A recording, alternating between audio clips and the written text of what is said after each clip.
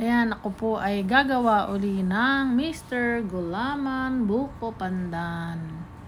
At ang lalagyan ko po ay 4 na, yan ang gagamitin ko, Tupperware, 6 na tasang tubig, 6 cup of water.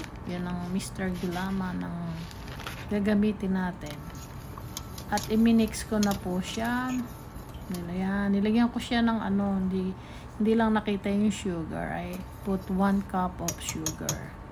Naantay ko po siyang kumulo ng konti para ma-dissolve lalo ang gulaman, and then haluin natin hanggang sa siya ay totally na kumulo. Ayan, medyo nalimutan ko, talagang bumubula siya. Pagkaraan po niyan ay isasalin po natin sa aking 4 na square na Tupperware, plastic o kahit na anong mapagsalinan nyo, basta ma-divide natin ng isang Ayan, binuhos natin. Natansya ko para maging sakto ang laki nila. Ayan,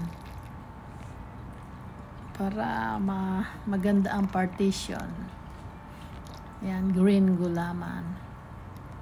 Ayun na. Ayan, para unti-unti nating lagyan. Yan o, umuusok-usok pa. Ayan, salamat po sa inyo na nanonood. At pagkaraan po niyan ay ating tatakpan para hindi magkaalikabok. Ayun. Thank you po for watching. Don't forget to subscribe and like.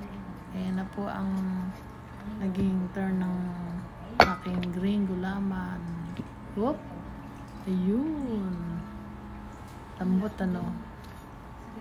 Ayan, pwede nang kainin ng mga bungi. Pwede nang kainin ng mga walang ipin. Ang aking magic gulaman. Don't forget to like and subscribe. Okay. Maraming salamat po sa panonood nyo. Huwag po sanang magsasawang panoorin. Salamat. Thank you. Bye-bye.